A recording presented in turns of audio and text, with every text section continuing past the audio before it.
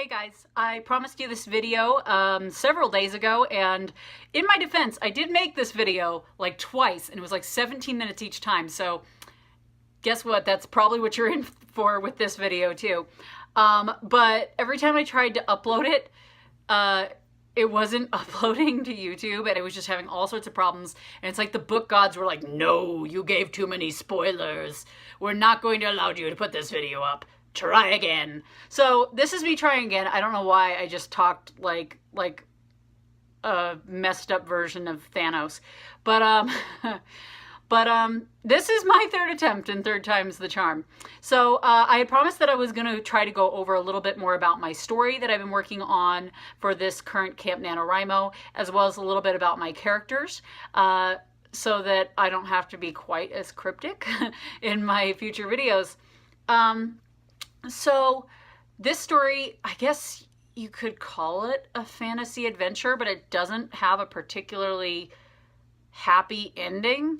It's kind of like a bittersweet ending. And now I'm debating on whether or not I want to do a sequel at all, because I realized I could do this differently and make it a standalone. But that means that I'd have to either scrap my sad ending or accept the fact that it's going to be a tragic ending. But I don't want that. So, see, I'm already giving more spoilers away. Forget what I said, because I'm undecided as to how the hell I'm ending it. So it's still not a spoiler, because I don't know for sure if I'm keeping that or not. But anyway, it's basically a fantasy adventure type book. We start off with our main characters, our main protagonists, and they are on a fishing vessel that is heading into a really scary storm in the Bermuda Triangle. They had volunteered themselves to help in a search and rescue mission for a lost boy who fell off of a cruise ship about a week prior. They don't hold out much hopes to find this kid, because I mean, it's been a week and he's been lost at sea. So everybody's just a little bit skeptical. It's the last day they had signed up for the search that they had volunteered for anyway, and now they're facing down this storm and kind of regretting being out there. Basically, they face down this storm. They end up encountering what's called a freak or a rogue wave, and it really it hits them kind of full on. Like, imagine the wave from A Perfect Storm. That would be described as a rogue wave or a freak wave. That causes some problems. One of our main protagonists in the collision ends up getting knocked unconscious. That is James Darling. He is the captain of the ship, and his co-captain has to take over while he's unconscious for several days. He's like really knocked out good, and it's not good. But his co-captain, Simon Michael Edmonds, has to take over temporarily, and he is in a relationship with the ship's medic, Angela Goodall, and they are basically trying to figure out what they're going to do. The problem is that like the moment this storm stopped being around, a really thick fog set in, and also because, of course, it's the Bermuda Triangle, all their instruments are acting wonky. So they can't see 3 feet in front of the ship to try to go anywhere. They can't navigate by stars or sun or anything, because the fog is so thick. They can't see through it, and they can't rely on their instruments to tell them where to go. So on top of that, they basically decide that, well, we're going to have to wait out this fog. That's what we're going to have to do, because these instruments are telling us something really weird. They're telling us we're right by land. And we can't be, because we're out in the middle of the Bermuda Triangle. So unless by some miracle we like surfed that wave all the way to Bermuda, which would be unlikely, we're not near land, and these instruments are screwed up. But they can't tell, because there's the fog blocking their view in all directions. On top of that, something really bad starts happening on the ship on top of the problems they already have. The crew members start coming to the medic, explaining that they have a fever and they're feeling sick, and there's basically an epidemic on the ship. Now, it doesn't seem to be a particularly deadly epidemic, in that they're getting over it in like one night and getting over the fever, but they're left with some really nasty symptoms. It's affecting their memory, and they're forgetting really important parts about their lives, like loved ones and their own names and other people's names on the ship. And Simon and Angela are basically having to try to deal with this and keep people from panicking on the ship while James is still out cold. And they start getting worried that James might have contracted it but they can't really tell because he's starting to get a little bit of a fever, but he's unconscious. So they can't really tell if it's that or if he just has, like, his body's coping with the injury and healing itself, and that's what's elevating his temperature. So they're not quite sure. So anyway, James ends up waking up, and he's thrust into this situation where they fill him in on, hey, half our crew is losing their dang mind. Well, actually, it's like all their crew. All their crew is losing their dang mind. And we're trapped in this fog. We can't go anywhere because we can't risk moving in case by some weird chance there is land and we crash into rocks because we can't see in front of us, and we can't rely on our instruments to tell us if there are rocks or if we're just out in the middle of nowhere. We also don't want to be just putting around even if we didn't believe there was land, because we'd be wasting all our fuel if we're heading in the wrong direction, which would be problematic. So basically, there's some other stuff that happens that kind of ratchets up the tension and makes the situation a bit more dire. And James decides that they cannot sit around any longer. They're going to assume that there is land, and they are going to move forward very, very slowly until they can find the land that might be there, and hopefully not risk running into anything. But he decides they can't just sit there forever because it's been days that this fog has been there, and they can't afford to wait any longer because things are happening on the ship. So they do that, and that kind of progresses for a while. And then we end up coming to an island that shouldn't be there, essentially. And they come up on this island, and his co-captain comes to him because he was back down in the medical room getting examined because he's starting to show symptoms like the rest of the crew. And his co-captain comes to him and he says, "You're not going to believe this. The boy that we've been looking for is on the beach of this island. We can see him right here." And they're like, "Are you kidding me?" And he's like, worst news, he's not alone.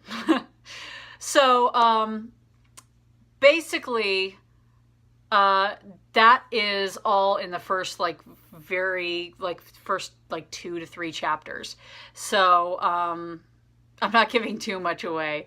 But then we go to the perspective of the boy, and it explains that how he fell off the cruise ship is that he and his little brother, Aaron, the boy's name is Pete. And I haven't settled on a last name for Pete yet. I wanted to say, what was it, Pete? Shoot, I had a name this morning that came into my head. I'm like, that's perfect.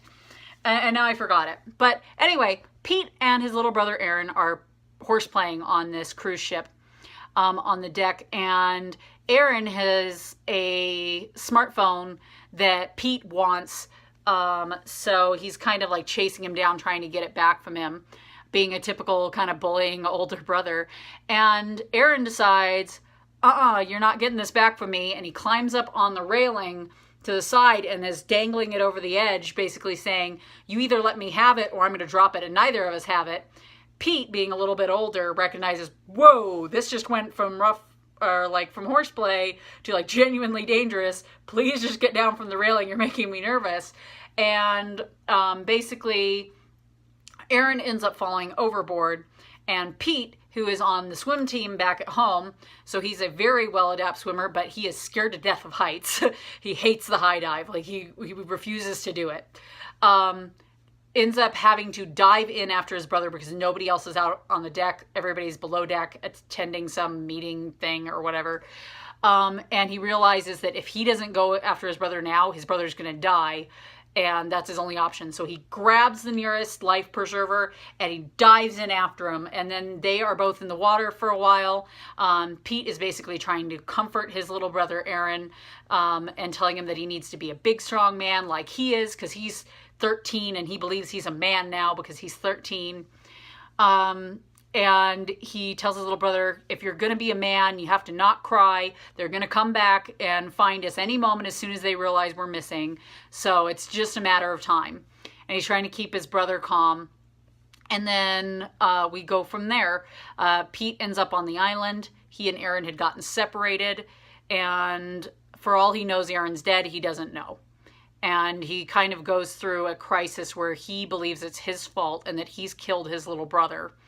And that if he were, well, I'm not gonna get into that. I'm giving too many spoilers. I can't talk about this without giving spoilers.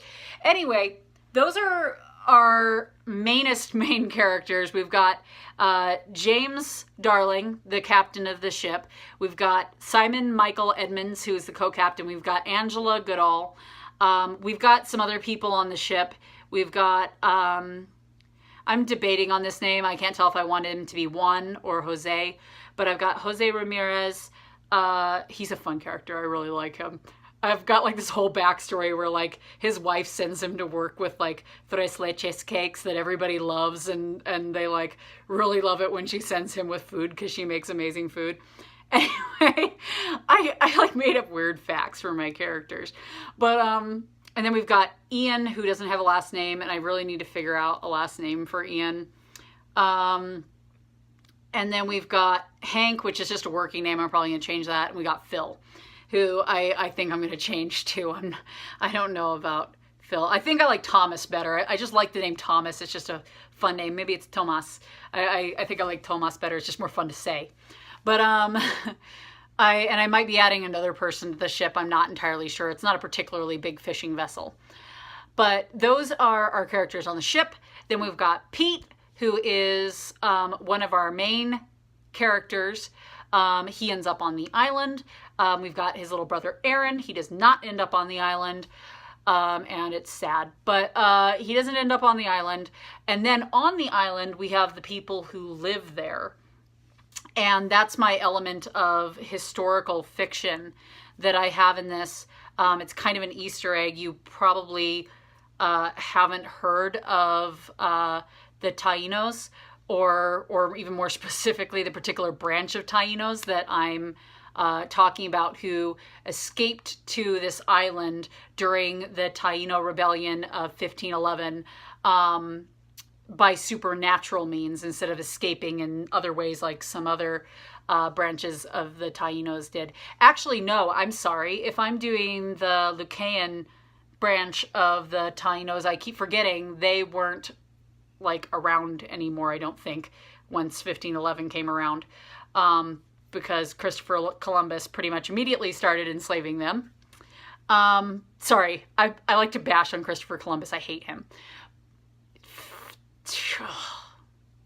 Let me just say that like the Spaniards in the late 14 and 1500s weren't very nice, but nothing against Spaniards nowadays, but they weren't very nice back then. Anyway, that's my I'm so off topic. Anyway, so we have the people on the island who are supposed to be Lucayan people who escaped back in the late 1400s, early 1500s to this island through supernatural means.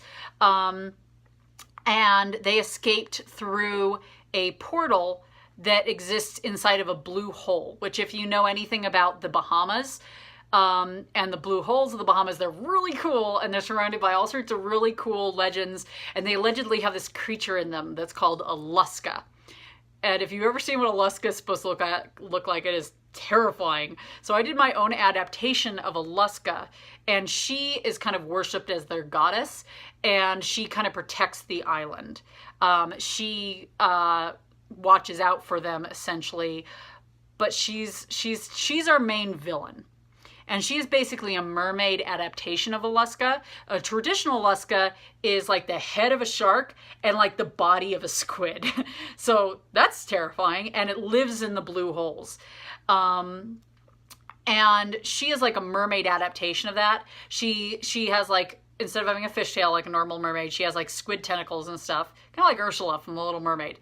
But she has like ghost white skin and like big black eyes, and she kind of looks a little bit like an anglerfish, but she's got ghost white skin and like ghost white hair because she lives down in this dark hole. So it makes sense that she'd be really pale. But she has this like terrifying, like Black Dahlia-esque like shark smile. And she's really interesting. I find her very, very interesting to write for because I've got to get kind of in this like creepy, evil mindset. And like, she's a tad bit narcissistic too. Like, she fully thinks that she has the right to demand whatever she wants of these people, and they're just insects that are an unfortunate necessity to keep her alive. But anyway, I'm giving so much away. I apologize, guys, but let's be honest, like, it's my first book, so the chances of it being like a bestseller or something are slim to none, so I'm not real worried about giving too many spoilers. Also, self-publishing, that's the route I'm going. So, so in case that sounds interesting to you, a fantasy adventure with a diverse cast of crew who end up on a mysterious island. Oh, I forgot. Oh my gosh, I almost forgot like my favorite character. I can't believe I almost forgot him. So I started talking about the people on the island. And their main person in charge is the Luska, who they just refer to as the goddess. I need to figure out a better name because I just hate saying the word goddess. It just sounds like, ugh, I just don't like the sound of it. But I got to figure out a better name for that.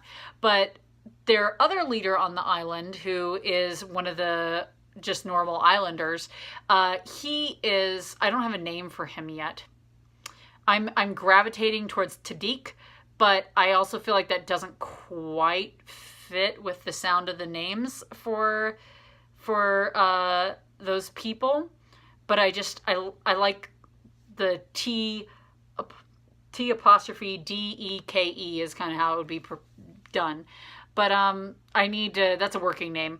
But honestly, through most of this, I've just been calling him the Croc, because I imagine him wearing like a crocodile headdress where it's got like the top part of a crocodile's head and it comes out like this on his head and like shades his eyes, and then he has like feathers and stuff coming from back behind it. And they don't wear very much on the island because it's hot as hell because it's in the Bermuda Triangle, and it's humid. But that's what I imagine him looking like. So I've just most of the time just been referring to him as the Croc in this. And he kind of forms a little bit of a bond with Peter, which I won't get too much into because spoilers. And I'm trying to make the book gods happy so they'll actually let me upload this video this time. Anyway, I think that's all I'm going to go into for this for now. But hopefully now when I'm talking slightly cryptically about my story later in these videos, it will make a little bit more sense if you've watched this. All right, and if you've managed to make it through my rambling, I really appreciate it. You deserve the Nobel Prize as well as sainthood. And you guys have a great day. Alrighty, bye-bye.